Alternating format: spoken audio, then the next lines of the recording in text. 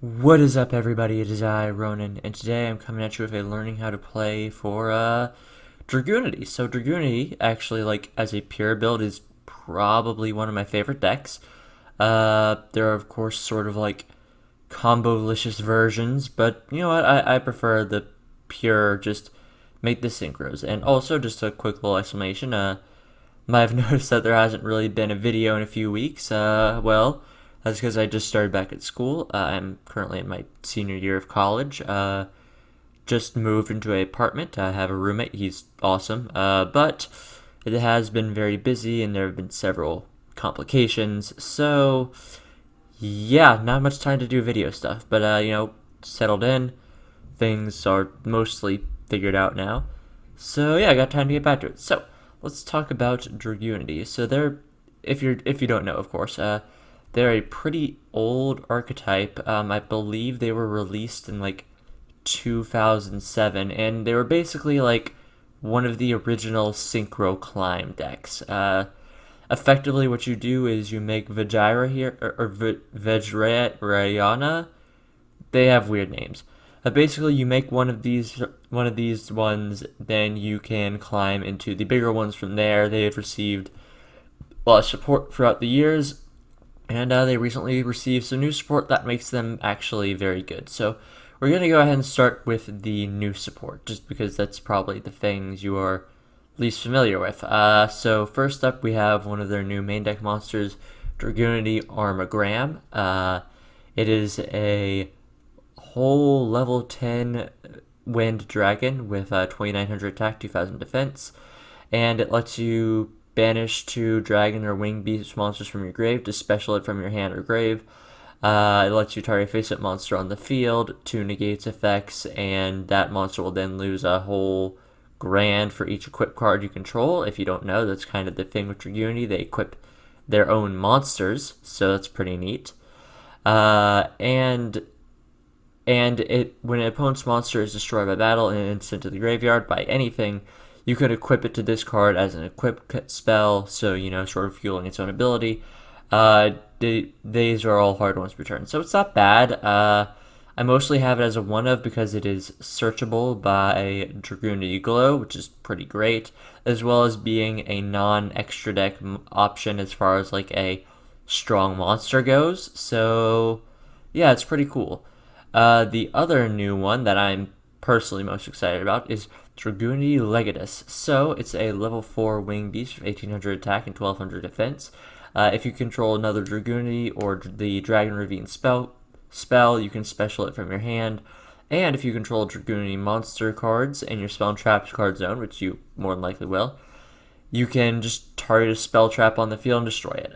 It's an archetype removal. It's a special summon from hand, so it makes Romulus a lot better, as well as giving you a way to extend your plays and play through hand traps, which is admittedly something Dragoonity had a little bit of trouble with before.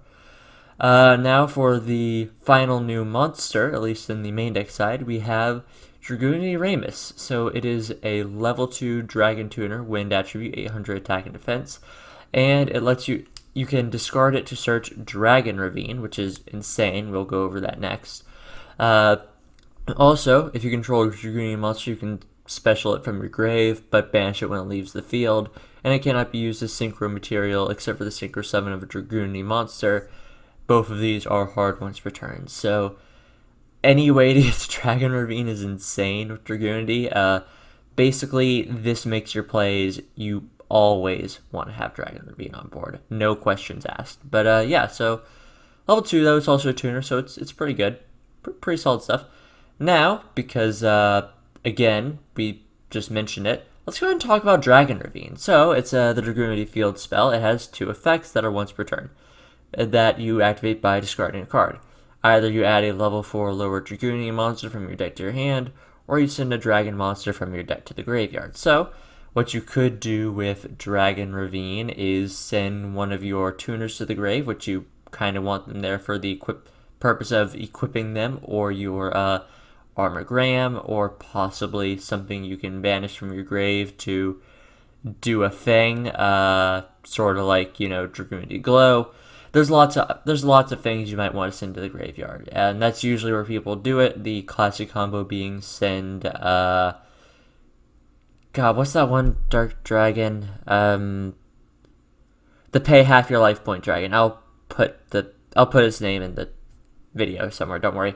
But for the purposes of this deck, what is much better at is actually setting up your entire play, because what you can do is ditch a tuner, search one of your level 4s, or if you had the proper monsters, your Mistletoe or your Arma, and from there you can make your plays. So just as an example play, this will lead us into explaining some other monsters. Say you have Dragon Ravine and a discardable tuner. So you activate Dragon Ravine, discard, I don't know, for the purpose of it, let's say Phalanx, because he's usually the one you want to discard. After that, you search Dragoonity Ducks, which you can then normal summon. Dragoonity Ducks, besides getting 200 attack for each Dragoonity card you control when normal summoned, lets you target a level for your lower Dragoonity monster in your grave to equip that target. From there, you would equip Phalanx. Phalanx ability, from there, when he's equipped to a monster as a soft once per turn, can special summon himself to the field. So, at that point, you have a level 4 and a level 6, which is a tuner. So you tribute them both. Go ahead and make yourself the Vajraya blah. I can't pronounce names. And so you summon this. And this one's effect is pretty cool because it is a good extender, and why we play it free, because it leads into all of our plays.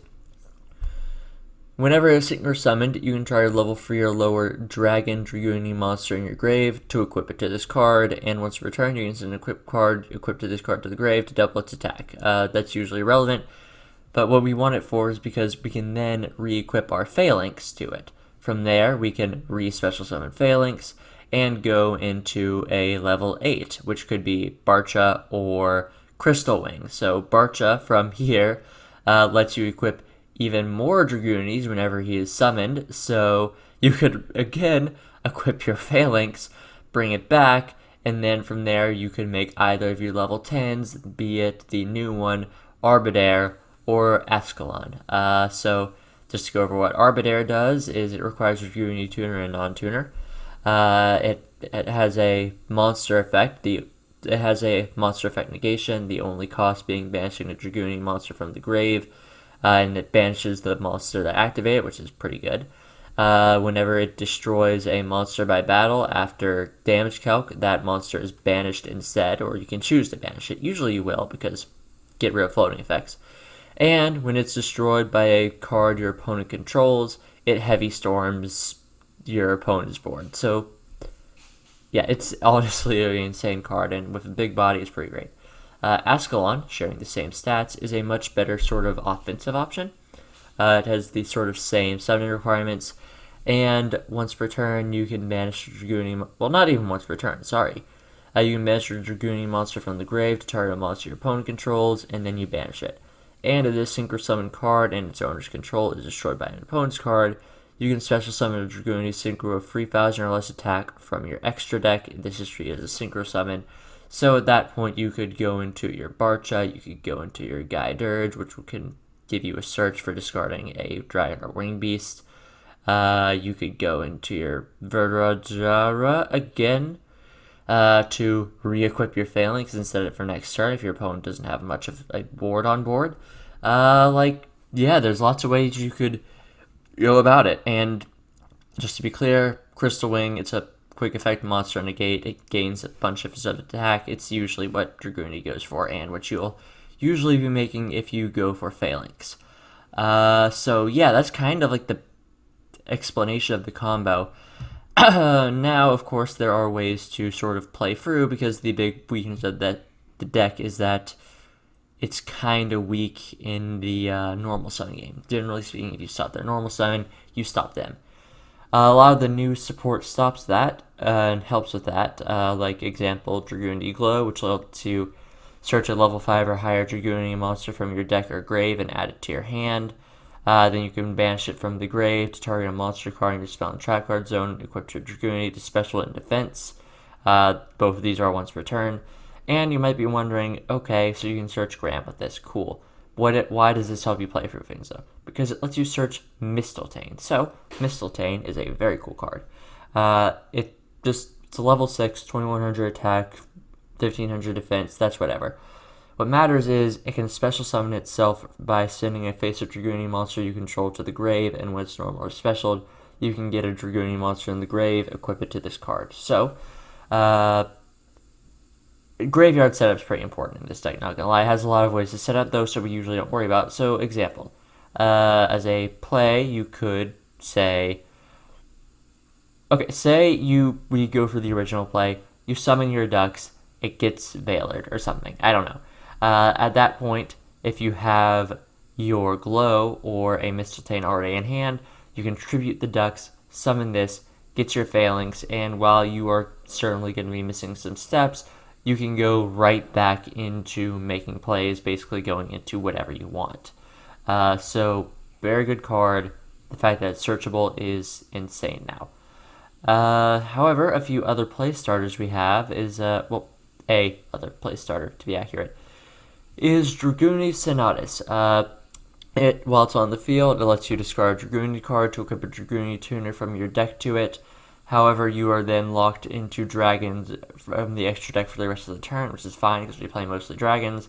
It is a hard one to return, and if a Dragoonity card you control would be destroyed by battle or card effect, you can destroy a Dragoonity card equipped to this card instead. So it does protect a little bit. It's another play starter, lets you equip from the deck, which is pretty nice.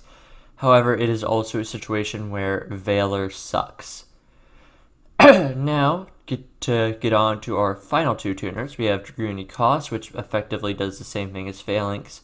However, it can only be used as material for a Dragoonity monster. It special summons itself from equip, and if you are fusion summoning synchro summoning, with this card, it can be treated as level 4 or level 2, so it can help you get into your bigger monsters faster if you really need. It's pretty cool. The only other Dragoonity tuner we are running is Dragoonity Brandystock, and the monster equipped with it just can attack twice during each battle phase. It's cool to equip it with Dragoonity Divine Lance, but that's mostly the only reason we have it. Other than that, it's just fodder for Card of Consonance because we can set up our graveyard with tuners with that as well as getting draws, so it's pretty okay. So yeah, now let's go ahead and go over Dragoonity Divine Lance because it's a pretty important card. So it can only equip to a Dragoonity monster, and that monster gains attack points equal to 100 times its level. It is unaffected by trap cards. And during your main phase, it lets you equip a dragon-type Dragoonity tuner monster from your deck to the equipped monster. So, yeah, it's another way to set up plays. It is thankfully searchable, so we don't need to run it at free. You definitely could if you really wanted to, but I just choose not to. Now to go over the rest of the new Dragoonity support, we have first their counter trap.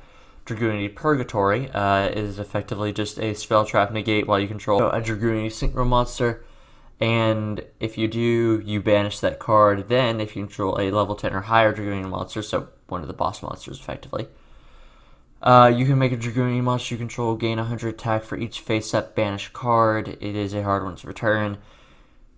It's not awful. It keeps your stuff from being beat over entirely with the second effect, and it makes you take less damage as well, but mostly if you get out Abrair as well as Purgatory, you got negates on board. I don't know what to tell you, it's pretty good.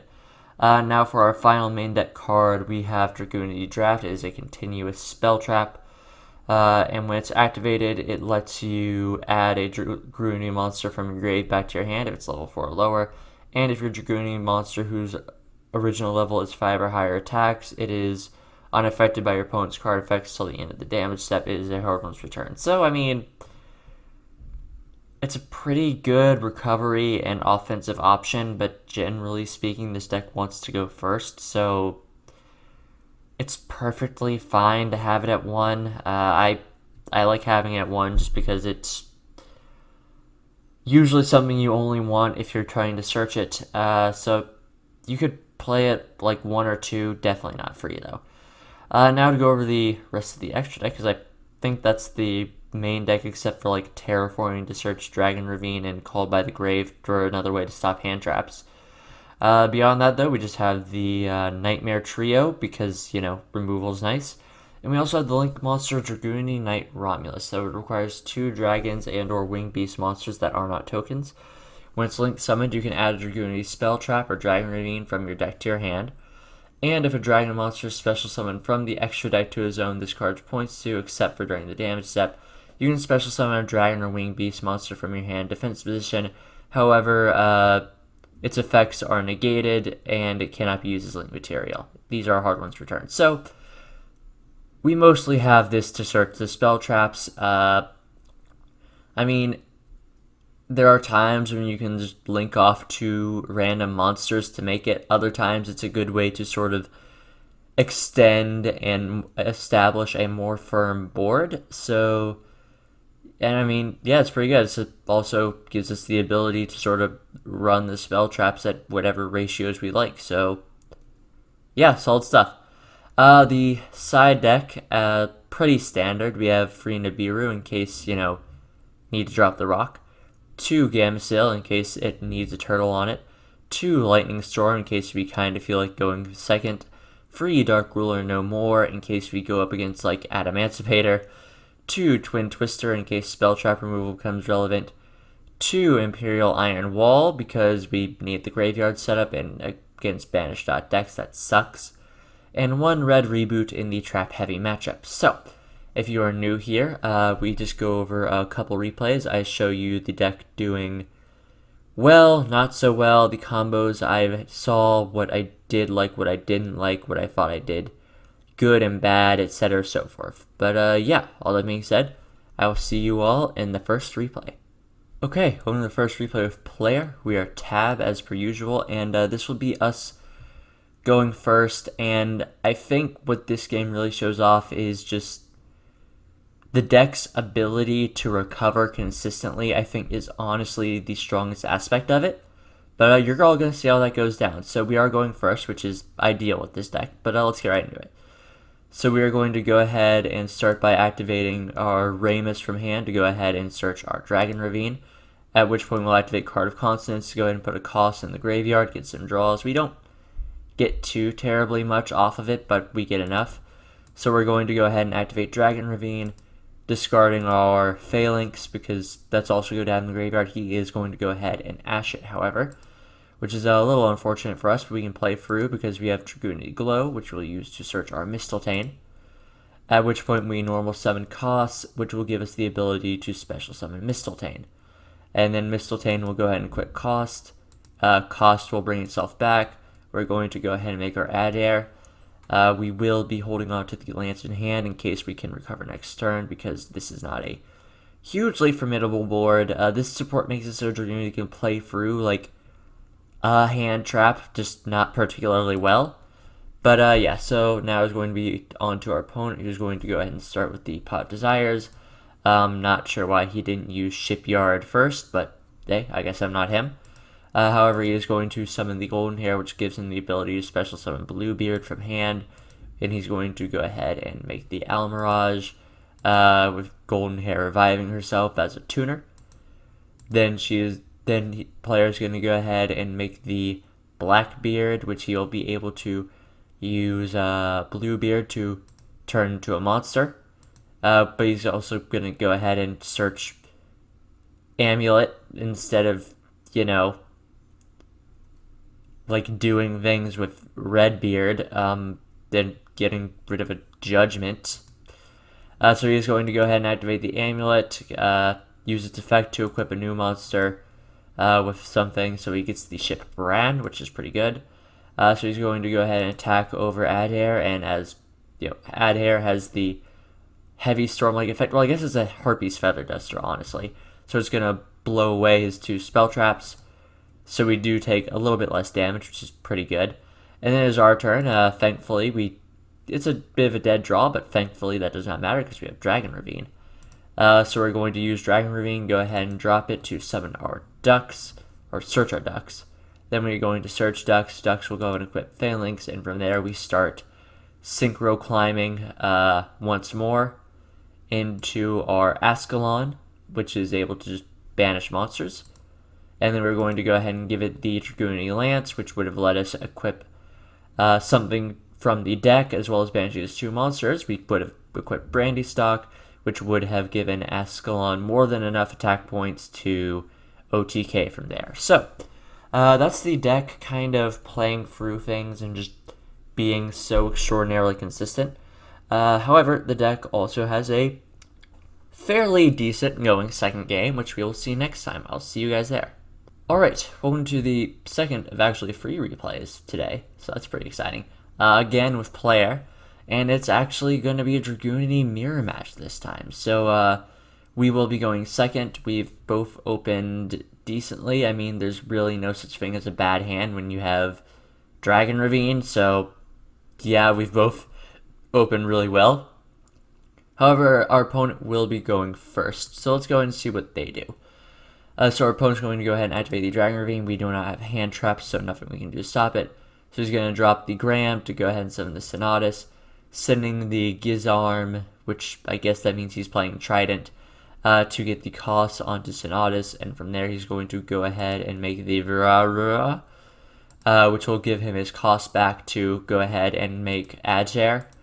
Then he is going to go ahead and summon Graham for reasons, I think. And then he is going to set his 2 Purgatories.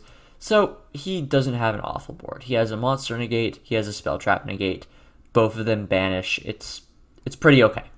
However, we are going to go ahead and start by activating our own Dragon Ravine, which we will go ahead and discard our Brandy Stock to search our Legatus. I, quite frankly, would have Purgatory there, but oh well, I guess I'm not him. So we're going to go ahead and summon our Sonatus, dropping the cost. He is going to negate it. However, he does then banish it. However, because we have our Dragon Ravine, we're able to summon Legatus, and we do have the Mistletoe.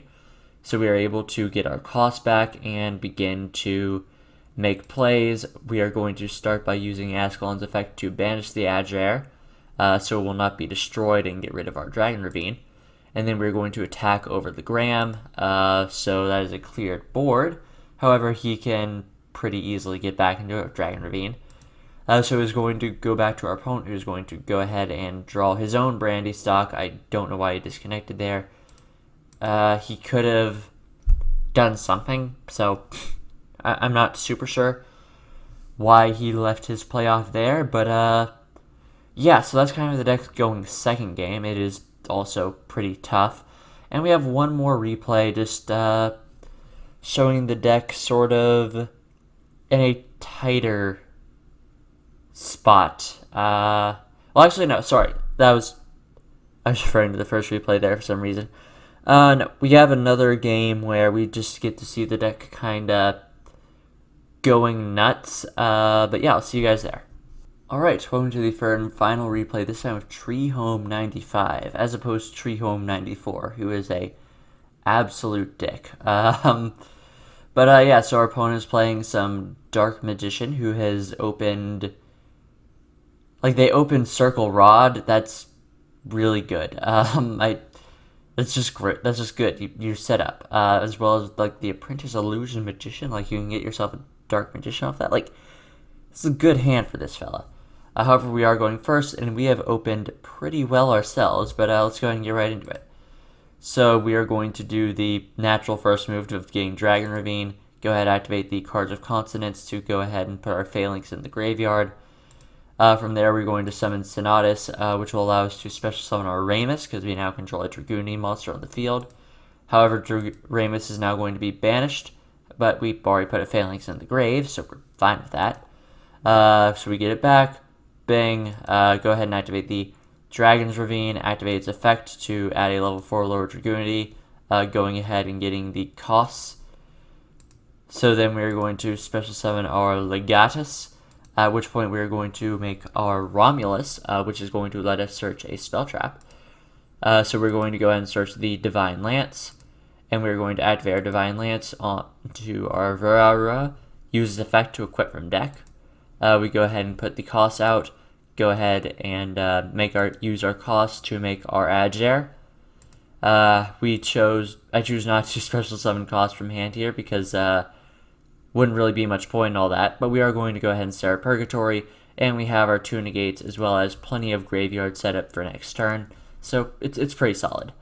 However, we are now going into our opponent's turn, who is going to start by discarding Rod, probably trying to play around the negate, I think, to summon Apprentice Illusion Magician. I personally believe that is a wild play, but not mine, I guess. However, we are going to go ahead and negate the Apprentice Illusion Magician to stop the search and banish it. Then he's going to use the Magician's Soul to special summon a Dark Magician from his grave, which he probably should have done after activating the Dark Magical Circle, but maybe he's trying to protect it for future plays. However, he is then going to go ahead and activate the Dark Magic attack to try to blow up our spell traps. We unfortunately do have to Purgatory that because we can't really lose Dragon Ravine. So we banish and negate, go ahead and give the attack points to Romulus because he's the one that can be beat over and we want to take as little damage as possible. Then he's going to activate the Dark Magic Circle, whiff on the search, attack over our Romulus with Dark Magician. Then it is back to us, where we are going to draw a Called by the Grave. However, we'll be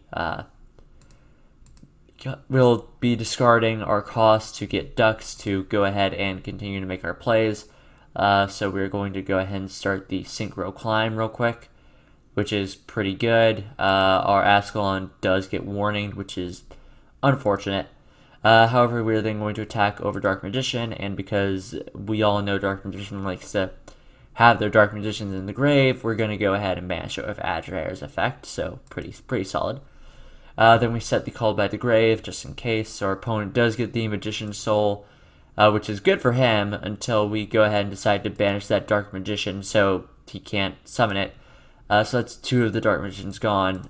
Does he have a third?